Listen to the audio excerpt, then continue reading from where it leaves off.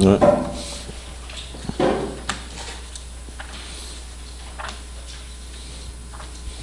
지난번에 경제는 다 하셨나요?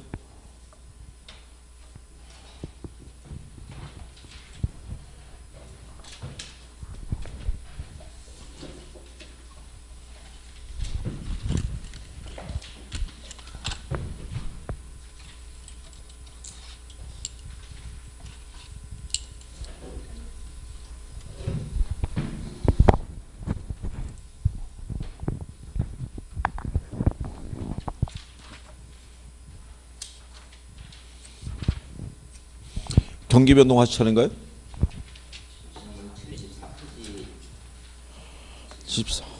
73페이지요?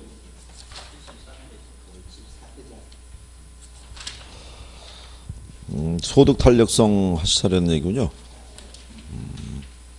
가격 탄력성까지 하신 거고, 지난번에 그 균형 가격 계산하는 거는 한번 연습해 보셨나요? 균형 가격 계산하는 거?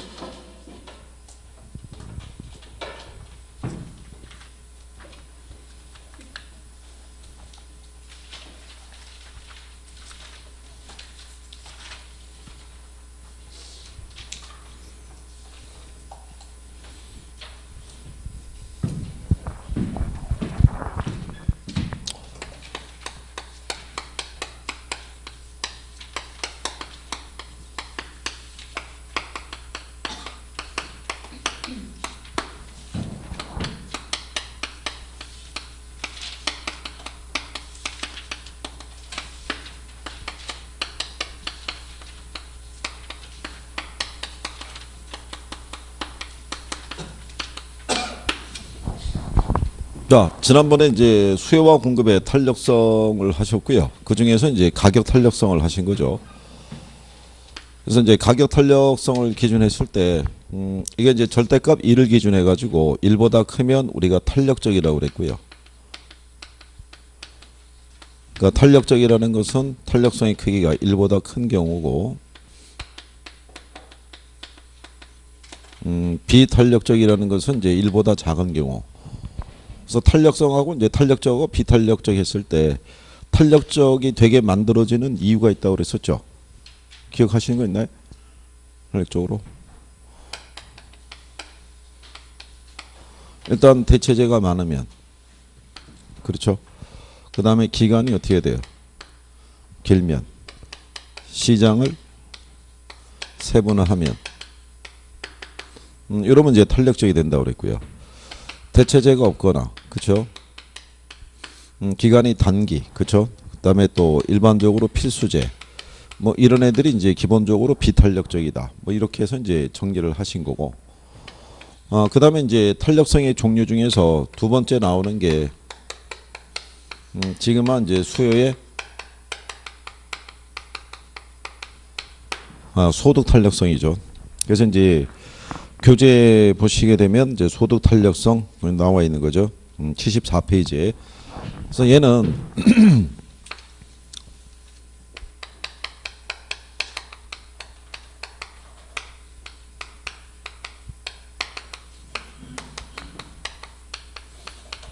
소득의 변화율에 대한 수요량의 변화율의 크기로 표시하는 것을 우리가 소득 탄력성이라고 얘기를 해요. 소득이 1% 변할 때 수요량이 몇 프로의 크기로 변하는지를 우리가 이제 수치로 확인하는 거죠. 그래서 이제 소득이 만약에 10%가 증가했을 때 수요량이 이렇게 8%가 늘었을 때, 그럼 이걸 우리가 여기다 대입하게 되면 소득은 10%가 변했고요. 얘는 몇 프로가? 8%. 그럼 10분의 8이니까 얘가 0.8이 되죠. 그럼 0.8이라는 거는 0보다 커요, 작아요? 에? 0보다 크겠죠. 우리가 구간을 따져봐도 0이고 1일 때 0.8이면 이 정도 와 있을 텐데, 그렇죠? 0보다 크니까 부호가 플러스일 거 아니에요, 그죠? 그러면 이 재화를 우리가 정상재라고 얘기를 해요. 그러니까 결국은 이 수치가 들어가 있어서 그러는데, 수치 빼면은 소득이 증가할 때 수요가 어떻게 돼요? 증가하면 얘는 이제 정상재 이렇게 나오겠죠. 근데 반대로 얘가 8%가 이렇게 감소할 수도 있죠. 그러면 얘가 10% 변할 때 얘가 마이너스 8이니까 마이너스 0.8이 되죠. 그럼 0보다 작다는 얘기죠. 그럼 부호가 마이너스고, 그럼 얘는 뭐라 그런다? 열등제가 되는 거죠. 그러면 가격 탄력성은 부호를 중요하지 않아요. 그죠? 쟤는 절대값 1을 기준으로 탄력성의 크기만을 우리가 구분하는 개념이고, 여기는 부호가 중요하죠. 0보다 크냐 작으냐를 가지고 이 부호를 가지고 재화의 성격을 구별해 주는 거죠. 그러니까 플러스로 나오면 무슨 재화? 정상재. 마이너스면 열등재. 이렇게 해서 재화의 성격을 구별하는 개념이다. 이렇게 보시면 되겠고,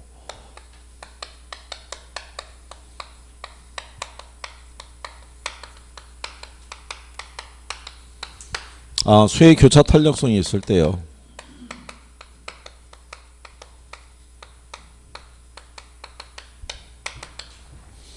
얘는 X제 가격 변화율에 대한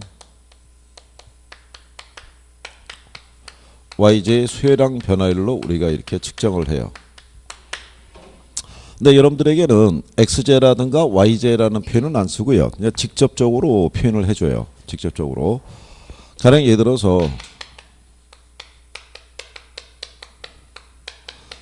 소형 아파트의 가격이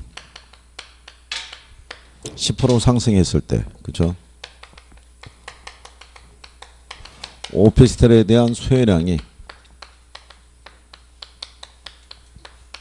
5%가 증가했다. 그죠? 그러면 여기서의 소형 아파트의 가격이 X제가 되겠죠. 그죠? 오피스텔 수혜량 그랬으니까 얘가 Y제가 되겠죠. 그렇잖아요. 그러면 이걸 우리가 얘가 10%가 상승했을 때 얘가 5%가 늘었다는 얘기죠. 그렇죠? 그러면 계산하면 10분의 5니까 0.5 나오고, 얘는 0보다 크죠. 그러면 부호가 플러스가 될 거고, 그러면 얘를 무슨 제라 그런다? 대체제. 그렇죠? 근데 반대로 얘가 5%가 줄어들 수도 있다는 얘기죠. 여기는 증가한 건데 거꾸로 이 수혜량이 5%가 감소했다. 그러면은 얘는 10분의 마이너스 5가 되니까, 그럼 마이너스 0.5. 0보다 작으니까 부호가 마이너스죠. 그러면 얘는 보완제다. 그러니까 결국은 소득과 교차에서는 부호를 가지고 재화의 성격을 구별한다고 보시면 되겠죠. 그렇죠? 근데 요거를 묶어 가지고 여러분들에게 출제를 해줘요. 출제를. 그래서 이제 가령 예를 들어서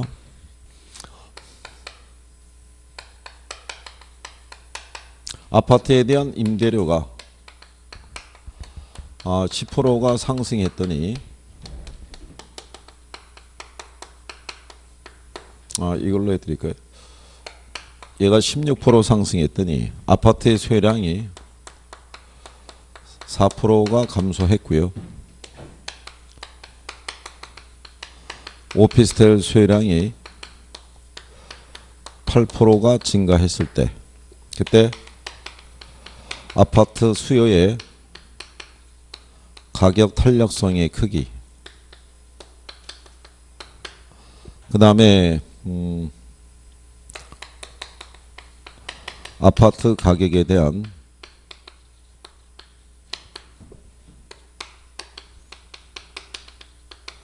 오피스텔의 교차 탄력성의 크기,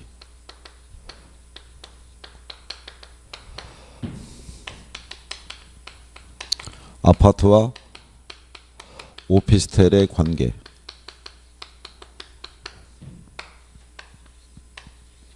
요걸 한 번에 물어가지고 출제를 한 선례가 있어요. 이렇게 해서. 그죠? 그러면 먼저 가격 탄력성의 크기 물어봤을 때, 그죠? 그 수치 계산하는 얘기인데, 그러면 지금 가격이, 우리가 가격 탄력성이라는 거는 가격의 변화율분의 뭐가 되겠어요? 수혜량의 변화율. 그럼 얘가 지금 16%가 상승했을 때 얘가 몇 프로가 줄었다? 4%. 그렇죠? 그럼 16분의 4니까 원래 물론 약분하면 4분의 1이 나와요. 그죠? 0.25가 나오는데 만약에 그게 힘드신 분들은 계산기를 찍으면 되죠. 계산기를. 우리가 이 분수식이 있으면은 읽을 때는 식을 만들 때는 이 분모부터 읽고 올라가서 만들어 주는데 계산기 찍을 때는 반대로 찍으면 된다고 그랬어요. 그러니까 4 먼저 찍고 못 찍으면 16을 찍으면 얘가 0.25라고 이게 수치를 토해내죠. 그 다음에 아파트 가격에 대한 오피스텔의 교차 탄력성이 크게 있죠. 그러면 여기서 아파트 임대료라고 주어졌잖아요. 그죠? 그러니까 얘가 아파트 가격이 될 테니까 여기에 16%가 들어갈 거고 여기에 YJ 수혜량이니까 오피스텔 수혜량이 여기 들어가겠죠. 그럼 16분의 8이니까 그죠? 그러면은 0.5 나오겠죠. 그때 아파트와 오피스텔의 관계를 물어봤잖아요. 그죠? 그러면 얘는 무슨 제다? 대체제라는 얘기죠. 대체제라는 걸 알 수 있는 거는요. 얘 가격이 상승할 때 얘 수요량이 증가하면 대체제예요. 이게. 그러니까 이제 우리가 지난번에 대체제 관계를 해봤었잖아요. 그죠? 대체 관계니까 대신해서 우리가 소비할 수 있는 거예요. 그죠? 그러니까 얘 가격이 상승할 때 얘 소비량이 늘었잖아요. 그죠? 대신 소비가 늘어난 거니까. 그리고 얘가 지금 수치로 확인해 보면은 0.5라고 돼 있죠. 그러니까 0보다 크면은 무슨 제 와요? 0보다 작으면 보완제. 그런 개념이기 때문에 익숙해지면은 계산에 대한 논리는 간단하게 풀 수가 있어요. 그러니까 출제자들이 계산 문제를 줄 때는요. 1분을 넘어서 문제를 푸는 게 아니라 그 안에 요령을 줘요. 그러니까 그거를 이해를 하고 있는 사람이면 1분 안에 풀 수 있고 그렇지 않으면은 어렵게 간다는 얘기죠. 그렇죠? 그러니까 시간을 많이 쓰면 안 되는 거죠. 제한된 시간 안에 풀어야 되니까. 그렇죠? 나중에 이 탄력성 계산뿐만 아니라 균형 가격하고 균형량 계산하는 것도 똑같아요. 그것도. 그러니까 만약에 예를 들어서 우리가 수요 함수하고 공급 함수 대입해서 균형 가격하고 균형 거래량 계산하게 되면 가령 예를 들어서 수요 함수가 이렇게 주어져 있고요. 공급 함수가 가령 예를 들어서 이렇게 주어져 있을 때 균형 가격하고 균형량 계산하라고 이렇게 유도하게 되면 그렇죠? 그러면 원래 이 균형 가격 하에서는 수요량과 공급량이 같아요. 그러면 얘네 둘이 균형 가격 하에서는 수요량과 공급량이 같으니까 얘네들 둘의 식을 연립을 하면 돼요. 이렇게 나란히. 그럼 원칙적으로는 이런 애 계산하려고 그러면 여기 등호 있죠. 등호. 네, 등호를 기준으로 넘어가면 부호가 바뀌어요. 그러니까 마이너스는 플러스로 바뀌고요. 여기 있는 30 앞에는 플러스의 부호가 생략되어 있는 거예요. 그러니까 우리는 그냥 1, 2, 3 이렇게 얘기하지 플러스 1, 플러스 2, 플러스 3 이렇게 안 하거든요. 그러면 양하고 여기 있는 가격에 대한 거를 서로 묶어주면 되는데 얘가 넘어가면 마이너스로 바뀔 거 아니에요. 그죠? 그러면 120 마이너스 얼마? 마이너스 2p니까 넘어가면 플러스로 바뀔 거 아니에요.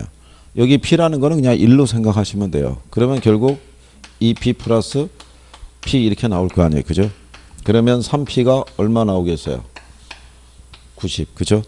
그러면 p가 얼마냐는 것은 양쪽을 3으로 나누라는 얘기예요. 나누면 얼마 나오겠어요? 30. 그쵸? 그러면 여기서 가격을 구했어요. 구했으면 이걸 여기다 대입하면 되죠. 우리가 이제 앞에서 수요함수하고 공급함수 할 때 해본 거예요. 그러면 여기에 p가 들어가면 얘가 2 곱하기 30의 논리잖아요. 60이니까 120에서 60 빼면 60 나올 거예요. 그죠? 그럼 30에다 30 더하면 60일 거 아니에요.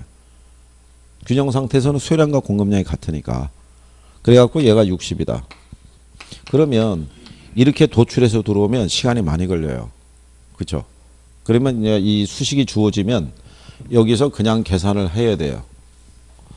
여기 만약에 이렇게 해서 120 마이너스 2p고 얘는 30 플러스 얼마?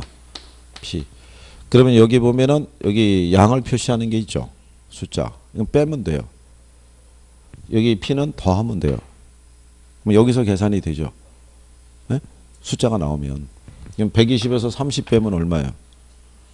90일 거 아니에요. 2에다 1 더하면. 그러면 식이 간결해지죠. 다시 세울 필요가 없이. 그러면 얘가 얼마가 나오겠어요? 30. 그 다음에 대입하는 것만 할 수 있으면 돼요. 2 곱하기 30이니까 60. 120에서 60 빼면 60 나오고 30에다 30 더하면 60 나오겠죠. 그렇겠죠. 그러니까 그 계산에 대한 거는 간단하게 풀 수 있게끔 다 주겠죠. 근데 이제 여러분들이 뭐가 이제 조금 안 될 수도 있냐면요. 가령 예를 들어서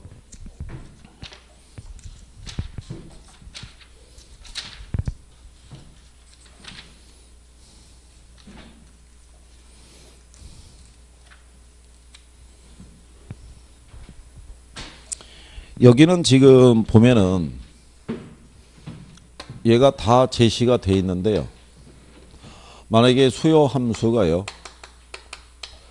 500 마이너스 가령 예를 들어서 2P가 되고요.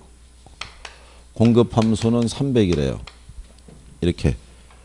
그러면 이거를 이렇게 줄 때는 나는 이제 이렇게 갖고 이렇게 정리하는 걸 배웠는데 갔더니 가격이 없는 거예요. 뭔가 하나 더 붙어야 되는데 없잖아요. 네, 그건 이제 의도적으로 그렇게 준 거죠. 그렇게 주더라도 우리는 관계없죠. P는 그대로 두고 500에서 300을 빼면 되죠. 네, 500에서 300 빼면 얼마야? 200이 2P란 얘기예요. 그쵸? 얘 이거밖에 안 주어져 있으니까. 그러니까 얘는 불변이란 얘기예요.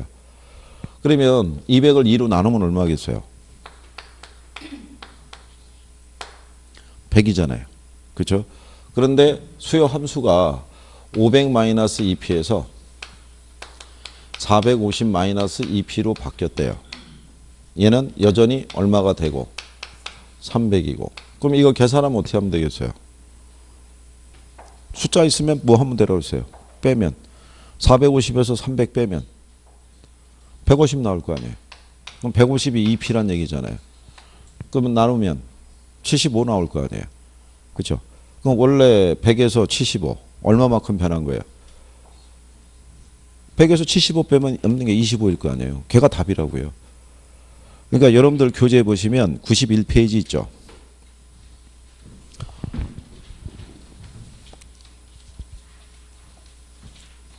(91페이지) 가면 문제 18번 있죠. 자, 기출이죠. 어떤 적에서 토지의 시장 공급량은 300이고 시장 수요 함수가 500-2P에서 450-2P로 변화하면 시장의 균형 가격은 얼마만큼 감소하느냐 이렇게 돼 있잖아요. 그렇죠? 그럼 나중에 익숙해지면요. 이렇게 배열을 안 해도 돼요. 이 문제 안에서 바로 계산할 수 있어요. 그렇죠? 시장 수요 함수가 500-2P고요. 공급은 300이라고 그랬잖아요. 그죠? 500에서 300 빼면 200 나올 거 아니에요. 200을 2로 나오면은 100이었을 거 아니에요. 근데 얘가 450-2P로 바뀌었으니까 450에서 300을 빼면 150 나올 거 아니에요. 150을 2로 나누면 75 나오죠. 그럼 100에서 75 빼면 남는 게 25죠. 그렇죠? 해보면 늘어요. 처음 보면 지난번에 제가 이거 할 때 계산에 대한 걸 할까 그러다가 근데 이쪽에 왼쪽에 17번 문제 있죠. 17번 가면 걔도 기출인데 거기 보면 뭐라고 돼 있냐면요. 시장 수요 함수가 1200-P예요. 그죠? 근데 공급에 대한 거는 몇 P로 주어져 있어요? 3P로 주어져 있잖아요. 그죠? 그러면 얘하고 지금 반대죠. 얘는 지금 뭐는 줬던 거예요. 여기 주어져 있을 때 이렇게 수량을 줬는데 지금 여기는 가격만 주어져 있잖아요. 그죠? 이게 출제자들이 의도적으로 이렇게 준 거예요. 착각하라고. 그러면 이건 어떻게 하면 돼요? 1200은 그대로 두고 얘만 더하면 되죠. 얘만. 얘들은 뭐 하라고 그랬어요? 더하고 숫자로 나오면 뭐 하면 된다 그랬어요? 빼면 된다 그랬잖아요. 그러면 그냥 1200이 몇 P예요? 4P잖아요. 그러면 얘를 4로 나누란 얘기죠. 양쪽을. 그럼 P는 얼마겠어요? 300. 그렇죠?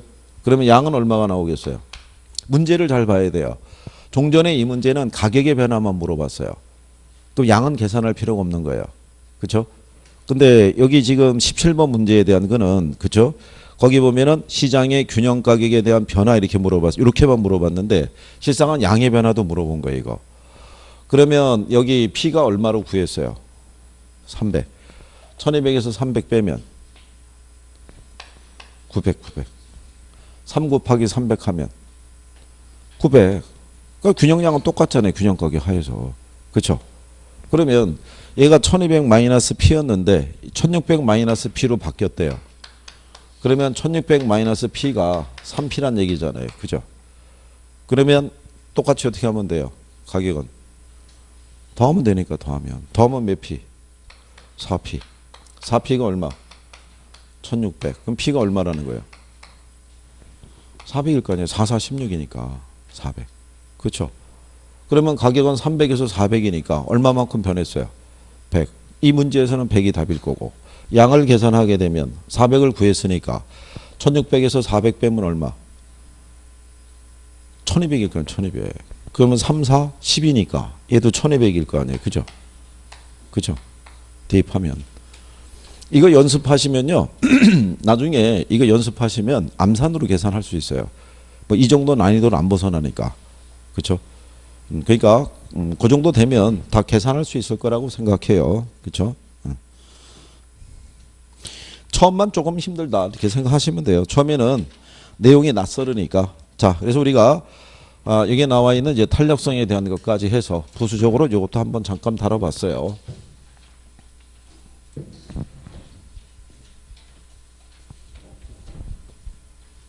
나중에 많이 하시게 되면은요, 암산으로도 이게 계산이 가능하구나라는 것을 느끼실 수 있을 거예요. 학계론 시험 문제에서 계산 문제의 요체는요, 1분을 안 넘기는 선에서 풀 수 있게끔 기본 배열은 그렇게 깔아줘요. 그러니까 요령을 알면 1분 안에 계산할 수 있고요. 요령이 좀 부족하시게 되면 차라리 안 푸는 게 나아요. 왜냐하면 문제를 하나 걸어놓고 거기다가 식을 생각을 하고 정리를 하고 하는 데까지가 본인도 모르게 2분, 3분, 4분 써요. 그래서 풀어가지고 답은 맞췄어요. 그렇잖아요. 그래봐야 그 문제가 2.5점밖에 안 되는 거예요. 그거 하나 맞추려고 4분, 5분 쓰는 건 낭비죠. 차라리 다른 걸 더 푸는 게 낫지. 그렇잖아요. 그러니까 확실하게 익숙하면 푸는 거예요. 익숙하면. 익숙하지 않으면 어쩔 수 없어요. 걔를 푸는 게 목적이 아니니까. 그래서 40번까지 가는 게 더 중요하다. 이렇게 생각하시면 돼요. 나중에 우리가 이거 연습, 이번에는 우리가 OX 지문만 이렇게 드리는데 3월달 되면은 오지선다를 드리겠죠. 네, 그러면 이거 문제 다 줘요. 풀어보시라고. 그래 한번 이제 쭉 풀어보시는 거예요. 그래서 적응이 되면 어느 순간에 얘는 내가 암산으로 충분히 가능하겠구나. 그럼 걔런 애들만 추려갖고 들어가시면 돼요. 안 되는 건 뭐 어쩔 수 없잖아요. 그죠? 그러니까 자, 그 다음에 76페이지 가면 공급의 가격 탄력성이라고 있어요.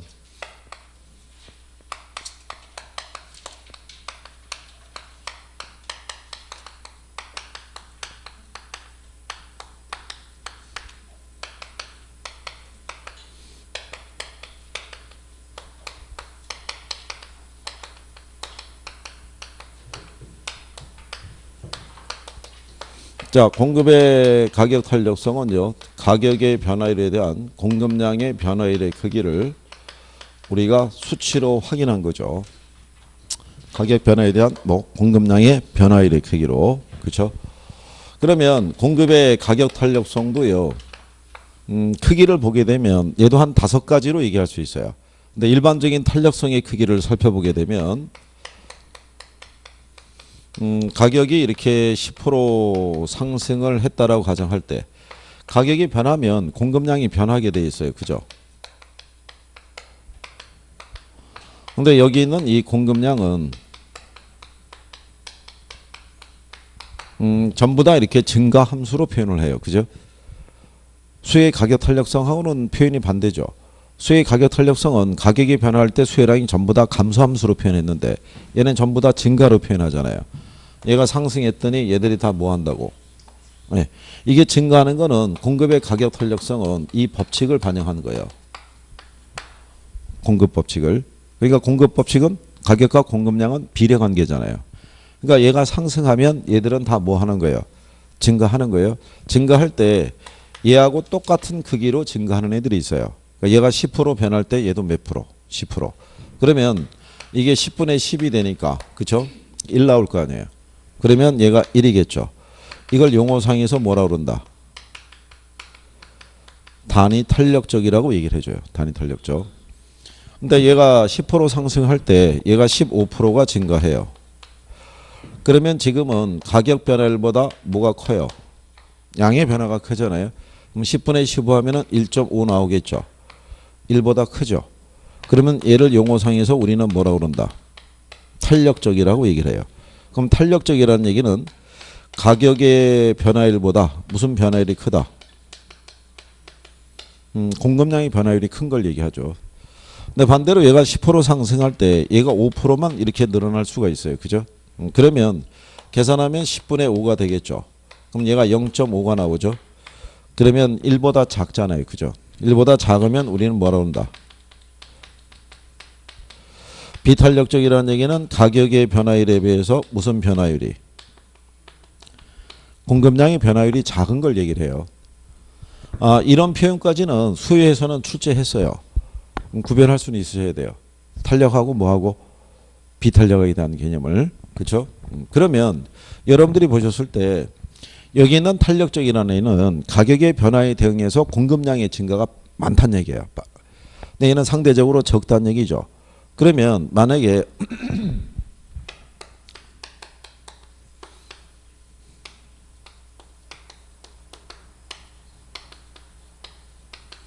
자, 양쪽의 가격이 다 상승했어요. 그죠? 가격이 상승하면 공급량은 늘어야 될 거 아니에요. 그럼 라면하고 배추가 있으면 어느 게 공급량을 더 빨리 많이 늘릴 수 있어요. 얘가 상대적으로 많이 늘릴 수 있을 거 아니에요. 그럼 얘는 상대적으로 빨리 많이 못 늘리는 이유가 뭐겠어요? 얘는 기간이 필요하잖아요. 생산 기간이. 재배에서 들어올 때까지가 시간이 걸리잖아요. 그래서 일반적인 재화는 대부분 탄력적이라고 얘기해요. 일반 공산품은 탄력적이고 얘와 같은 농축산물 있죠. 이런 애들은 비탄력적인 반응을 나타내요. 그 우리가 이제 배우고 있는 부동산 있죠. 부동산은 가격이 움직일 때 양의 변화가 이제 발생할 거 아니에요. 성격이 얘하고 비슷하겠어요? 얘하고 비슷하겠어요? 얘하고 비슷할 거 아니에요. 그래서 일반적으로 부동산 공급은 비탄력적이라고 생각하시면 돼요. 그러니까 가격이 상승하더라도 양을 쉽게 늘리기가 어렵다라고 이렇게 인식하시면 되는 거예요. 무슨 말인지 아시겠나요? 그래서 그런 내용 정도를 구별하시면 돼 있고, 그 다음에 이제 그 밑에 가면 얘네도 공급의 가격 탄력성에 그 결정 요인이 있어요. 그거는 별표 하나 하시는 거죠.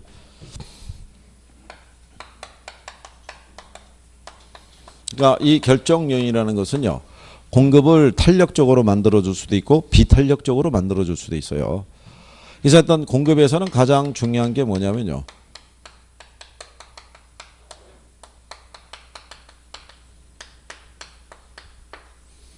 자, 공급의 변화를 이제 양의 변화를 측정할 수 있는 기준이 되는 단위 시간이 얼마가 주어졌냐에 따라 틀린 거예요.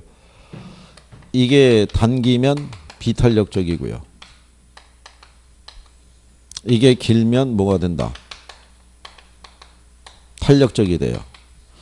이 단위 시간은 하루 될 수 있고요. 한 달도 될 수 있고 1년도 될 수 있다라고 가정하게 되면, 자, 수요가 늘어나서 가격이 상승했어요. 그죠? 근데 공급할 수 있는 시간을 짧게 주면은 공급을 많이 못 늘리잖아요. 아무리 우리가 라면을 많이 생산할 수 있더라도 하루에 10만 개 생산하려면 쉽지 않을 거 아니에요. 그렇죠? 그러니까 공급하기에 충분한 뭐가 시간이 주어져 있으면 탄력적이지만 그렇지 않으면은 비탄력적이 된다는 거예요. 그러니까 요거는 생산 기간에 대한 것을 얘기하겠죠. 그렇죠? 근데 요게 있고 또 이게 있는 거예요.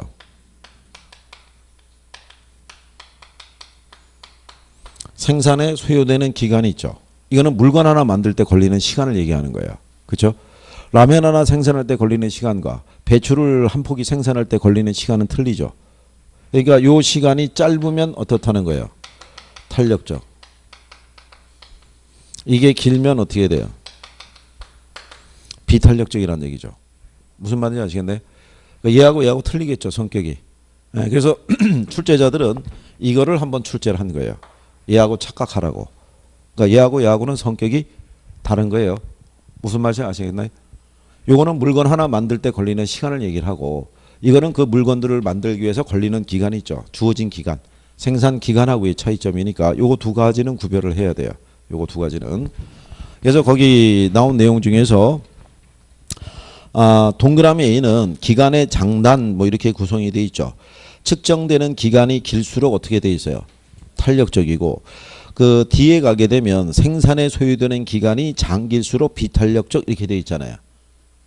그러니까 두 가지에 대한 것이 이제 구별이 돼야 되고요. 그 다음에 B하고 C 있죠. B하고 C는 그냥 묶어서 생각을 하시면 돼요. 그 얘기는 무슨 얘기냐면,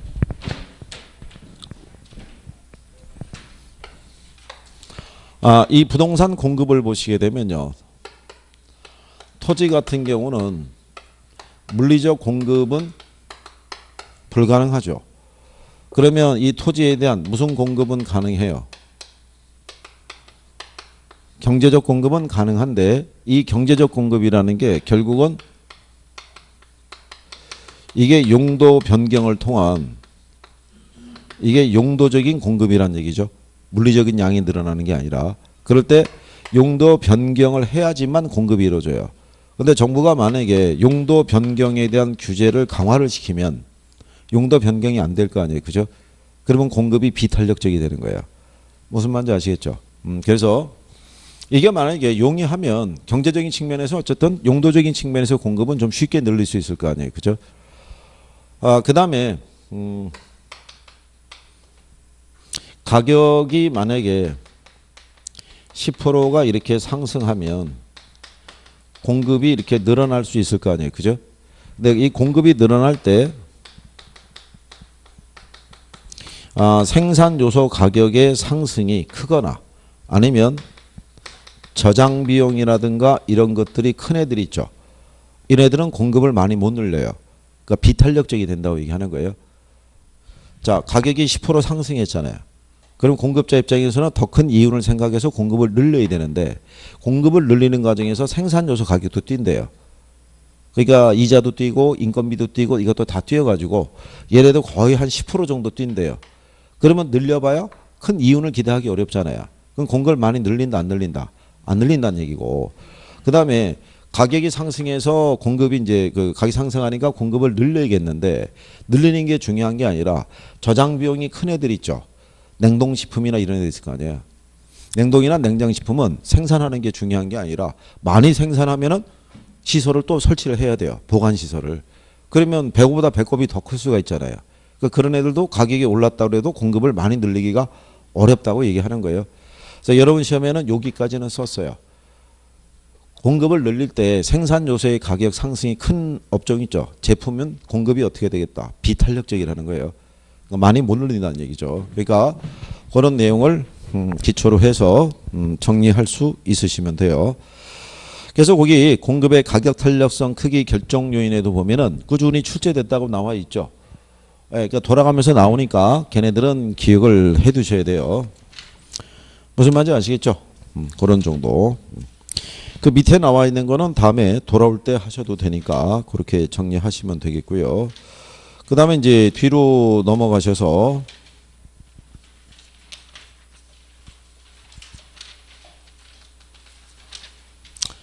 95페이지 가시게 되면 이제 경기 변동 이렇게 돼 있어요.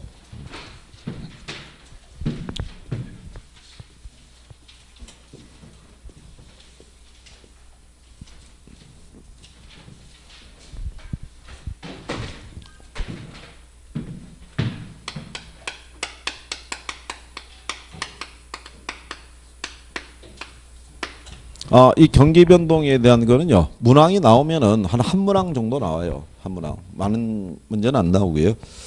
자, 그래서 거기 일단 경기 변동의 개념을 보시면 경기 변동이란 총체적인 경제 활동이 상승과 하락을 불규칙적으로 반복하는 현상을 말한다. 뭐 이렇게 돼 있어요.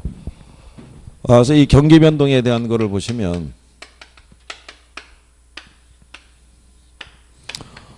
요게 이제 시간을 지칭을 하고요. 뭐 이런 식으로 변하는 걸 이걸 우리가 추세선이라고 그래요. 그러니까 이 추세선은 모든 나라의 기본적인 경제 성장의 변화를 담고 있다고 생각하시면 돼요. 모든 나라의 경제 정책은 경제 성장에 초점을 두고 있죠.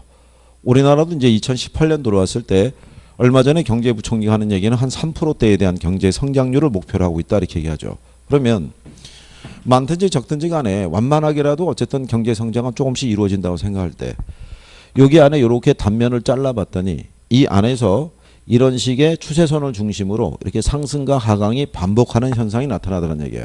그러니까 화환과 불황을 반복하더라. 그러니까 평균적인 경제 성장보다도 경기가 좋을 때도 있고요. 또 안 좋을 때도 있을 거 아니에요. 그죠?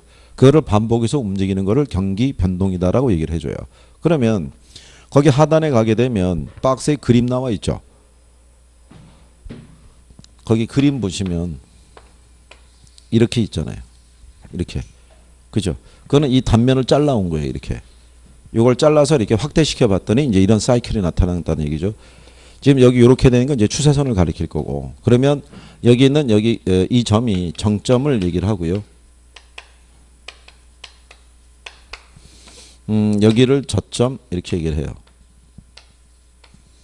그래서 경기 변동 이 사이클의 순환 주기를 따질 때는 정점에서 정점까지를 주기로 보는 견해도 있고 저점에서 저점까지를 하나의 주기로 보는 견해가 있어요. 그냥 그런 정도만 참고하시면 돼요. 주기를 갖고 물어보진 않아요. 학자들마다 이견이 있어가지고 이걸 기준으로 하는 사람이 있고 이걸 기준으로 하는 사람들도 있어요. 그죠? 그리고 여기 있는 요 정점하고요. 요 저점 사이 요 깊이 있죠. 이걸 우리가 진폭이라고 그래요. 정점하고 저점 사이의 깊이를 뭐라 한다? 진폭. 그런데 부동산 경기가 일반 경기에 비해서 이게 커요. 즉 높은 정점하고요. 깊은 저점이 나타나요. 이렇게. 그럼 이렇게 나타난 이유가 뭐냐면 수요와 공급 간의 시차가 있어서 그래요. 이 부동산 경기가 건축 경기예요. 그럼 건축 활동이라는 거는 수요가 늘어나더라도 즉각적인 대응이 곤란하겠죠. 지어서 들어오기까지가 뭐가 많이 걸려요. 시간이 많이 걸리니까 이 상태에서 수요가 늘어나더라도 그렇죠? 공급이 바로 늘어날 수 있다 없다? 없다는 얘기예요. 그러니까 초과 수요 상태가 커지는 거예요. 그러니까 경기에 대한 상승폭이 더 크게 나타나겠죠. 근데 경기가 침체하죠. 네, 침체하게 됐을 때 부동산의 더 깊은 저점을 나타내는 게 뭐냐면 경기가 이렇게 침체했다는 얘기는 뭐가 줄었다는 얘기예요. 수요가. 수요가 줄면 공급도 어떻게 돼요? 가격 하락할 테니까 줄어야 될 거 아니에요. 근데 부동산은 이 공급을 쉽게 못 줄여요. 내구재니까. 주택이 시장이 한번 공급이 되면 얘들이 경기가 침체했다고 해서 공급된 물량이 하루아침에 없어지는 건 아닌 거예요. 수십 년간 시장에 머물 수밖에 없을 거란 얘기예요. 그러면 초과 공급 상태가 조금 더 오래 지속이 되겠죠. 일반 우리가 이 경제에서 취급하는 애들은 소모성 재화잖아요. 그러니까 걔네가 소진되는 속도하고 주택이 소진되는 속도가 틀리다고요. 그러니까 얘가 더 깊은 뭐가 저점이 나타나겠죠. 그렇죠? 그러면 우리가 일반적으로 부동산 경기는 일반 경기보다 진폭이 크겠어요? 작겠어요? 진폭이 클 거 아니에요. 근데 여러분 시험에는 틀린 거 고르라고 해놓고 일반 경기에 비해서 부동산 경기는 진폭이 작다 이렇게 준 거예요. 그럼 당연히 틀릴 거 아니에요. 그러니까 어렵지 않게 준다는 거예요. 그 기본적인 용어에 대한 의미만 알면 답을 맞출 수 있게끔 해주는 거예요. 그러니까 일단은 부동산 경기는 일반 경기보다 뭐가 크다는 거예요. 진폭이 크다 이런 얘기예요. 그래서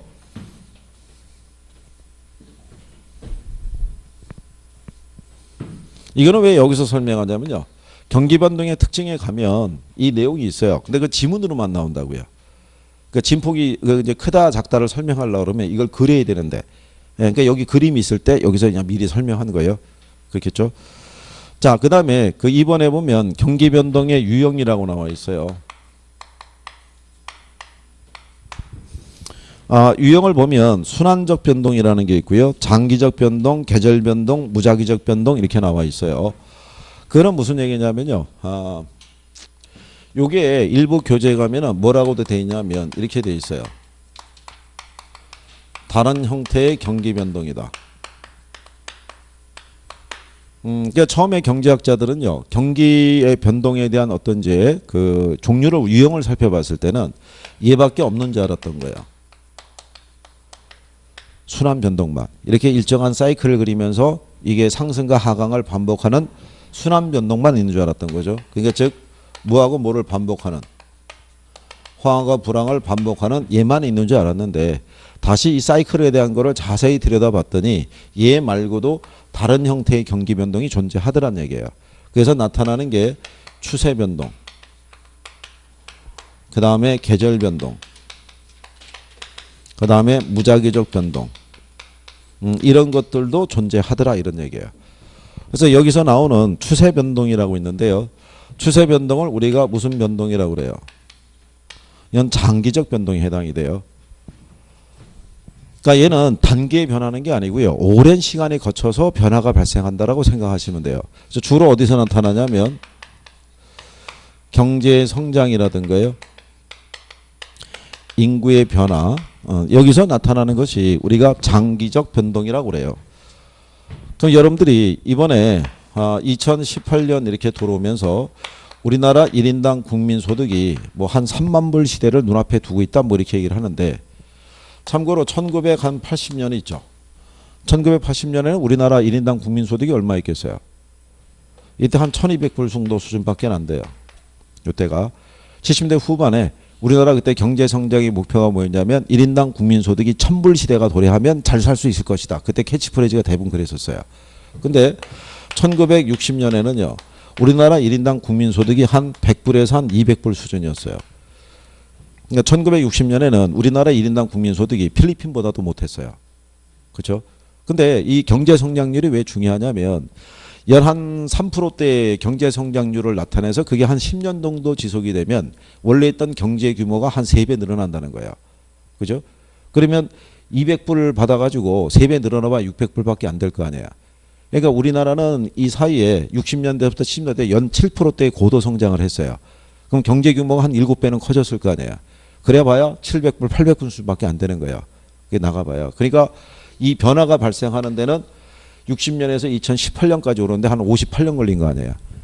그러니까 이런 경제 성장이나 이런 게 단기간 내에 이루어지는 게 아니라고요. 그러니까 50년 이상을 주기로 해서 이렇게 변화가 발생하는 것을 무슨 변동이라 한다? 추세 변동이자 장기 변동 이렇게 얘기를 해요. 그러면 계절 변동이라는 거는 1년을 단위로 나타나요. 그렇죠? 이건 사회 관습에서 나타날 수도 있어요. 다음 달 구정이잖아요. 그렇죠? 가을 되면 추석이 돌아오잖아요. 그러니까 매년 그 계절에 반복되는 것을 우리가 무슨 변동? 계절 변동이라고 이래요. 그러면 부동산 시장에서는 겨울철이 되면은 건설 공사가 줄어들죠. 착공량이. 공사하기에 적합하지 않으니까. 대신에 봄, 가을의 이사철에는 다른 계절에 비해서는 거래량이 좀 늘어나죠. 그게 매년 반복되는 거를 무슨 변동? 그걸 계절 변동이라고 얘기를 해요. 그 다음에 무작위적 변동이라는 거는요. 일반 경기에서는 주로 자연재해라든가 지진, 그 다음에 전쟁 이렇게 나타나는 거를 무작위적 변동.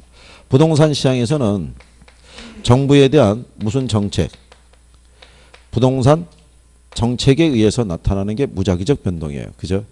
그러니까 전혀 예상하지 못한 결과를 초래할 수도 있어요, 없어요? 그럴 수도 있다는 얘기죠. 지금 정부가 작년 파리 부동산 대책서부터 해서 주로 추진하는 게 다주택자를 규제하는 쪽으로 이렇게 쭉 가고 있는데 그게 이제 규제에 대한 어떤 이제 효과가 나타나는 건 지방에서.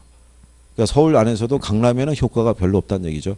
지금 강남의 평균적인 주택 가격이 8억을 돌파했다고 그래요. 그게. 그럼 8억을 돌파를 하게 되면 지방에 있는 사람들은 인서울은 거의 불가능하다고 봐야 돼요. 강남은. 몇 채 팔아야지 갈 수 있어요. 한 세네 채 팔아야지 갈 거 아니에요? 근데 이제 이번에 강남에 이제 그거 얘기하는 게 뭐냐면 지방에 이 재력이 많은 분들이 있거든요. 많이. 그러니까 이분들이 지방에서 아파트 뭐 한 두세 채 갖고 있는 것보다 강남에서 이거 한 채 갖고 있는 게 훨씬 폼난다 이거죠. 이게 재력을 과시하는 측면에서도 그런 거예요. 그죠? 그런지 안 그런지는 동창회 나갔을 때 어디 살아? 강남 살아. 그럼 더는 안 물어봐요. 물어보는 사람이 마음이 아프니까. 그렇잖아요. 그러니까 위력이 대단하다는 얘기죠. 그러니까 뭐 그런 내용이죠. 그래서 어쨌든 간에 이 정부의 정책은 부동산 시장에 급격한 변화를 줄 수도 있고, 그죠? 어쨌든 충격이 발생할 수 있는데 이걸 예상하기는 힘들다는 얘기예요. 어떤 결과를 초래할지는. 그러니까 그런 내용 정도로 구별할 수 있으시면 돼요. 자, 그런 내용이고요. 그 다음에 이제 뒷페이지 넘어가시게 되면 97페이지에 얘네들은 지금 말씀드린 요 유형 같은 애들은요. 지금은 지문으로 나와요. 단독으로는 안 나오고. 예전엔 단독으로 다 줬어요. 그러니까 그 다음에 이제 뒷페이지 넘어가셔서 97페이지 보면은 부동산 경기 변동이라고 있어요. 그죠?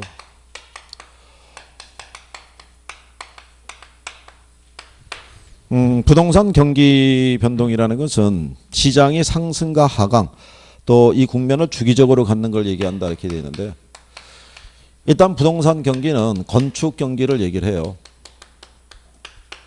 그럼 부동산 경기는 왜 건축 경기를 기준으로 하냐면요. 원래 이 경기의 움직임은 이게 생산 활동을 중심으로 파악하는 게 기본이에요. 그러니까 일단 무슨 경기? 건축 경기인데 그 안에서도 얘가 중심이에요. 주택 건축 경기가.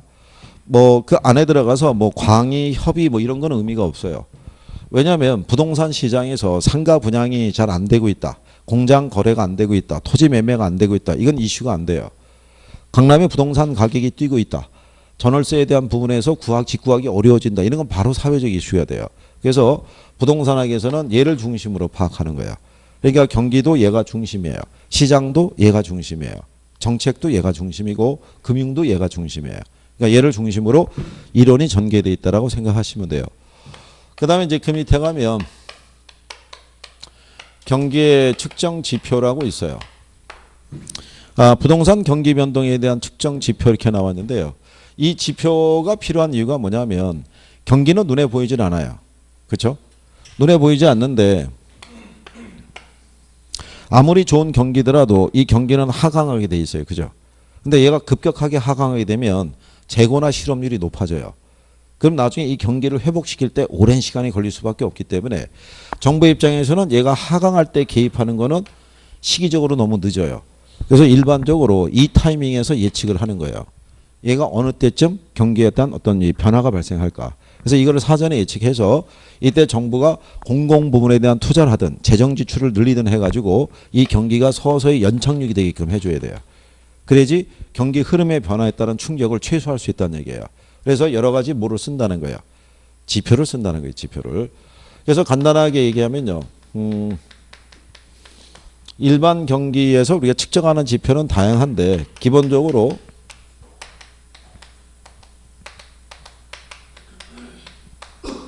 요 생산과 소비에 영향을 줄 수 있는 지표들을 활용한다고 생각하시면 돼요. 그러니까 기본적으로 생산과 소비가 원활하면 경기가 좋은 거예요. 얘가 위축이 되면 경기가 안 좋은 거예요. 지금 기본적으로 경기가 안 좋다는 얘기는 시민들에 대한 소비 심리가 지금 위축이 돼 있잖아요.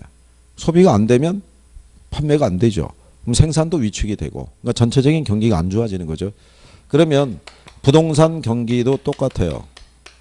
부동산 경기도 수요하고 공급 차원에서 그러니까 수요는 거래량으로 우리가 확인을 하고요.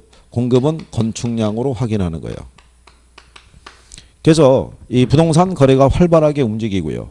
그 다음에 건축하는 양이 늘어나고 있다는 얘기는 전체적으로 경기가 좋아진다라고 우리가 얘기할 수가 있겠죠. 그죠?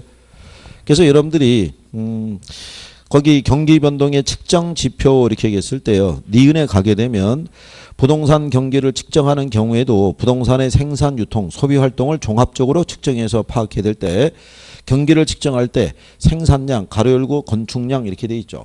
그리고 소비 그리고 거래량 이렇게 돼 있잖아요. 그러니까 얘네 둘이 주요 지표예요. 얘네 둘이. 그 다음에 이제 가격 변동이라는 것은 이제 보조 지표. 그러니까 페이지 넘기셔서 98페이지 가시면 상단에 명시가 되어 있는 거죠. 2번이 부동산 건축량, 가로 열고 무슨 지표라고 해놨어요. 공급. 동그라미 3번이 부동산 거래량, 그래서 가로 열고 뭐 수요 지표 이렇게 해놓은 거예요. 그래서 일반 경기와 마찬가지로 부동산 경기도 수요와 공급적인 차원에서 우리가 확인을 하는 거겠죠. 근데 여기는 건축량이라는 것은요. 다시 세분하게 되면 건축 허가량이라는 게 있고요. 건축 착공량이라는 게 있고요. 건축 완공량이라는 게 있어요. 근데 이 경기를 우리가 측정하는 시점에서는 얘는 정확하게 파악할 수가 없어요. 완공량은 완성이 돼야지만 우리가 파악이 가능하죠. 그래서 주로 얘네를 대리 지표로 많이 써요. 허가량 또는 뭐 착공량. 그래서 일부 교재에서는 얘를 선행지표, 동행지표, 후행지표 이렇게도 표현하는 경우도 있어요. 건축 허가가 늘어난다는 얘기는 앞으로 착공이 많이 늘어날 거란 얘기잖아요. 그러니까 경기가 괜찮아질 것이라고 우리가 추정할 수 있다는 얘기고 지금 현재 착공이 들어가고 있다는 얘기는 현재 경기가 괜찮다는 얘기죠. 그러니까 일반 경기에서는 현재 경기가 어떠냐라는 것은 분기별의 이게 산업별 전력 소비량이 있죠. 전분기에 비해서 이 산업별 전력 소비량이 높아진다는 얘기는 공장 가동률이 높아지니까 현재 공장 회전율이 좋다는 얘기는 생산 많이 하고 있구나. 뭐 이렇게 추정할 수도 있다는 얘기죠. 그리고 완공량이라는 거는 완성이 된 나머지 물량을 갖고 지난 경기가 어땠는지 측정하는 거죠. 완공된 물량이 많았다는 얘기는 지난 경기가 괜찮았다라고 추정할 수 있는 거고 이제 그런 경우를 본다는 얘기죠. 그래서 얘네 둘이 주요 지표고요. 가격 변동이라고 되어 있는데 가격 변동은 보조 지표라고 보시면 돼요. 거기 동그라미 4번이 가격 변동이라고 되어 있죠. 근데 가로 열고 보조 지표라고 해놨잖아요.